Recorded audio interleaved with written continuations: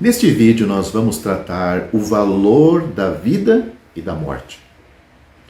Quase todos os dias as notícias mencionam soldados do Canadá e dos Estados Unidos que deram a vida em serviço no Afeganistão ou no Iraque. E agora muitos estão dando a vida na Ucrânia. Ninguém nega o valor de cada vida perdida, o sacrifício de famílias que vão chorar a morte de filhos e filhas lutando no exterior. No entanto, pouca ou nenhuma menção é feita às multidões de bebês não nascidos que morreram em hospitais e clínicas de aborto todos os dias, que morrem, já morreram, nestas clínicas de aborto todos os dias. Ainda menos menção é feita ao suicídio assistido por médico, comum na Holanda e na Suíça, e crescendo discretamente em todos os países, onde aos poucos vai sendo legal esta prática.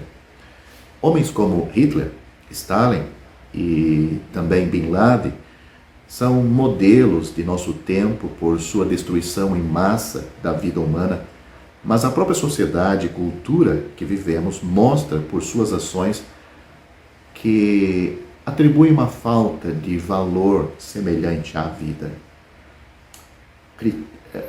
A sociedade tem esses homens como maus exemplos, e realmente são maus exemplos, destruíram muitas vidas. Mas a sociedade que vivemos, será que não está fazendo o mesmo? Isso não deveria ser surpresa.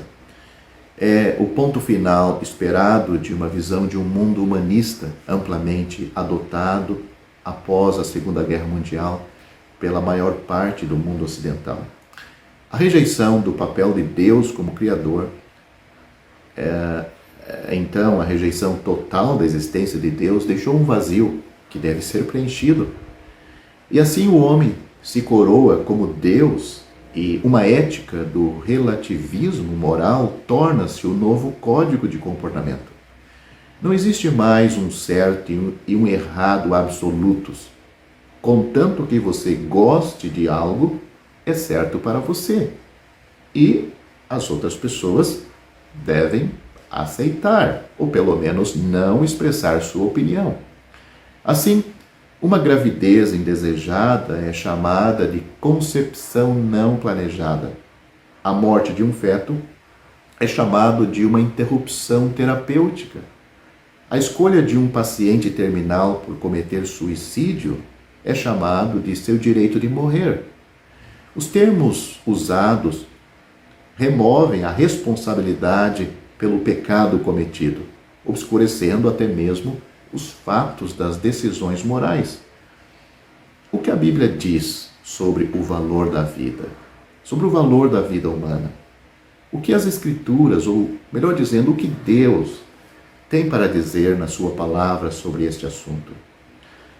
Davi ficou maravilhado com o interesse pessoal de Deus em sua criação e plano para a sua vida.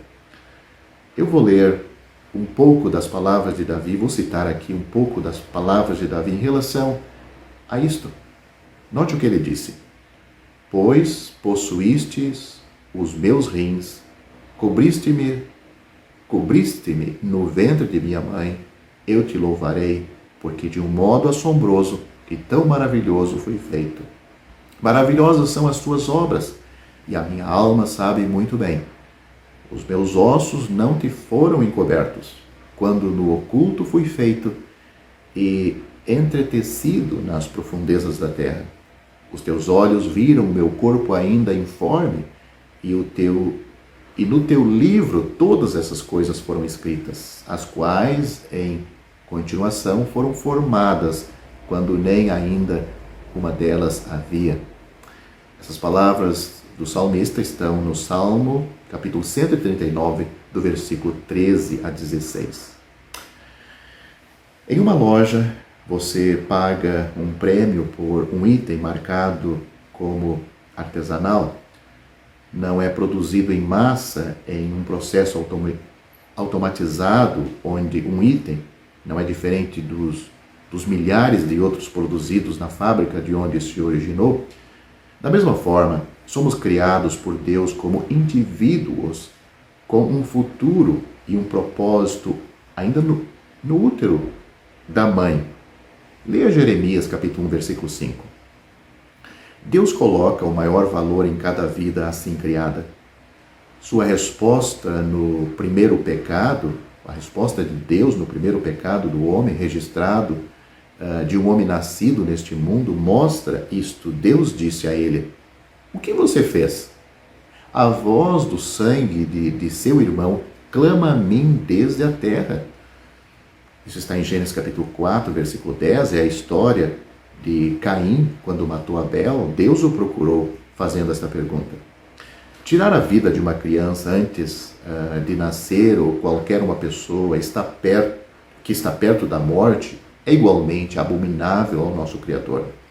Em Gênesis capítulo 21, do versículo 22 ao 25, diz que se uma mulher grávida perdesse seu filho devido ao ferimento recebido de 2 homens lutando, Deus exigia vida por vida, dando igual valor ao feto como homem adulto. Em 2 Samuel capítulo 1, um amalequita foi morto quando afirmou ter ajudado o rei Saul ferido.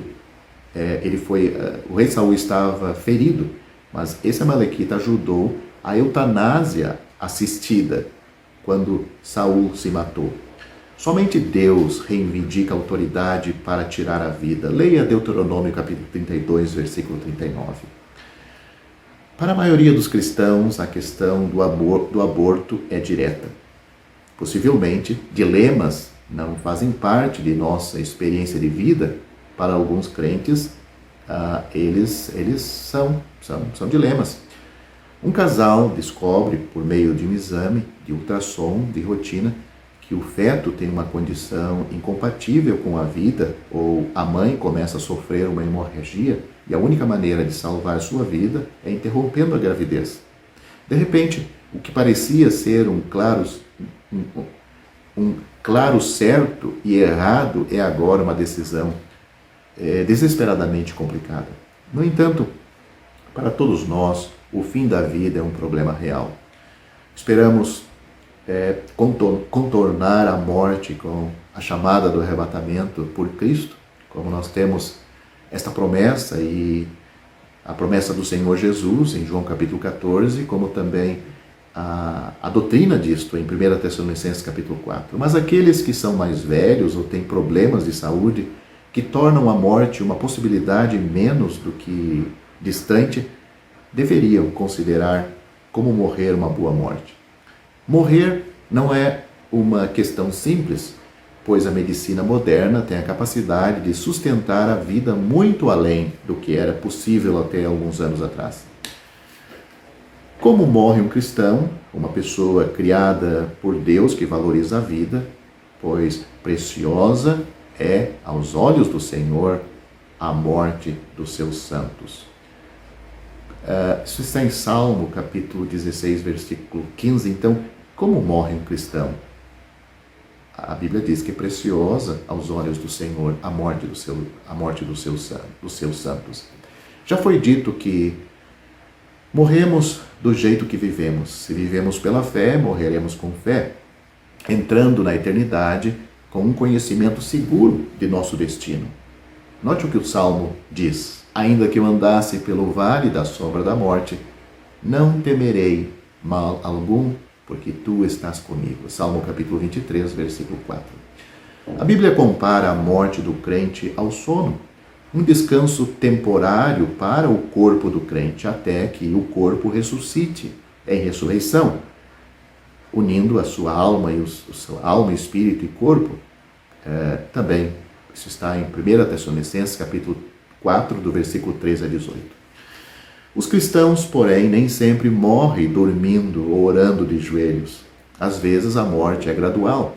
Uma boa morte pode exigir algum planejamento antecipado. Se a morte de um crente é uma luta com todas as tecnologias possíveis para impedir a passagem inevitável, isso pode ser uma negação prática do fato de que a morte já foi derrotada por nós na cruz, por Cristo. Então, Se queremos que nossa morte seja consistente com nossa fé, uma diretriz antecipada e uma discussão detalhada de nossos valores deve ocorrer com a pessoa que agirá se estivermos incapacitados. Isso deve ser especialmente verdadeiro se a pessoa que age em nosso nome não for crente. O desafio está em saber quando buscar o tratamento de sustentação da vida e quando buscar os cuidados de confortos sozinhos. Não há uma resposta explícita nas Escrituras, nem podemos estabelecer uma regra que se aplique a todas as situações. Paulo fala do dilema que ele tem ao decidir se deve esperar pela continuação da vida na terra ou pelo céu. Ele decide que a vida é sua primeira escolha, enquanto pode servir aos outros. Mas partir e estar com Cristo, disse ele, é sua esperança de outra forma. Ele disse partir e estar com Cristo é ainda muito melhor. Buscar ativamente a morte é sempre errado, mesmo na presença de sofrimento intenso. Deus muitas vezes permite que tais circunstâncias demonstre seu poder e graça sustentadores ou sustentadoras. Muitos santos tiveram um testemunho brilhante para os não salvos ao suportarem grande dor ao morrer. No entanto, em contraste, solicitar em vão suporte de vida para um ente querido já clinicamente morto mostra mais medo da separação do que esperança do céu. A vida é valorizada por Deus com certeza. Foi ela que nos deu e para Ele a nossa vida tem valor. A vida é valorizada por Deus como Ele é o Criador. Então, devemos valorizar a vida. Às vezes, o valor que damos à vida será evidente em nossa morte. Seja vivendo ou morrendo, vamos e devemos glorificar ao nosso Deus, que para nos salvar a nossa alma do inferno, da condenação eterna, não somente cuidou e cuida do nosso corpo, mas Ele preparou uma grande obra através do seu Filho. O seu amado Filho deu a sua vida na cruz. Ele não fez caso da sua vida santa, perfeita, sem pecado, sem defeito. Ele se entregou voluntariamente. Lá na cruz, Cristo morreu por nossos pecados. Ele ressuscitou ao terceiro dia para nossa justificação. O apóstolo Paulo disse, escrevendo a sua segunda carta aos Coríntios, ele disse, falando do Senhor Jesus, ele disse, aquele que era rico, por amor de nós se fez pobre, para que por meio da sua pobreza fôssemos enriquecidos. Cada crente tem uma riqueza incalculável, a salvação da sua alma, a libertação da escravidão do pecado e de Satanás, uma herança no céu incorruptível, guardada para ele. Em breve, cada crente, cada pessoa salva, seja pela morte, seja pela vinda de Cristo que está próxima, estará desfrutando, gozando desta riqueza incalculável que ele recebeu já em parte na hora da sua salvação. Você que me ouve e assiste este vídeo, será que você tem essa esperança? Você vai morrer a morte de um justo? Sabe, havia um homem, um falso profeta, chamado Balaão.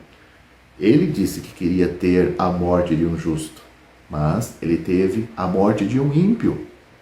Ele queria ter a morte de um justo, mas vivia a vida de um ímpio, e estava com os ímpios quando morreu.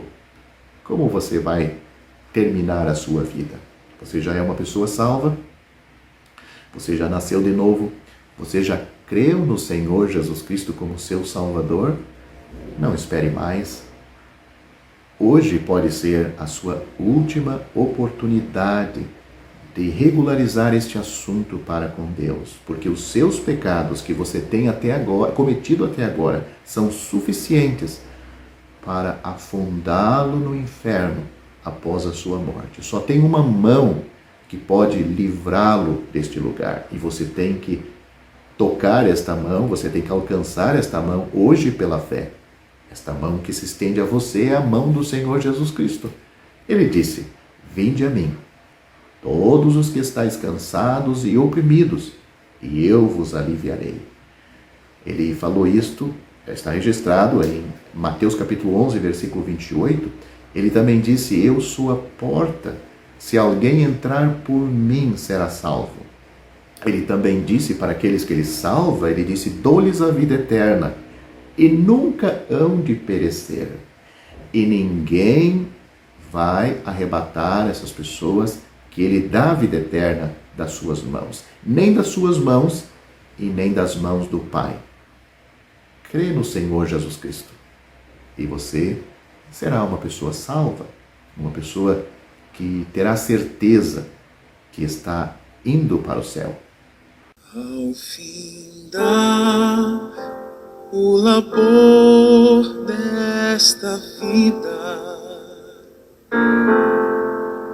quando a morte ao teu lado chegar, que destino há de ter a tua alma? Qual será no futuro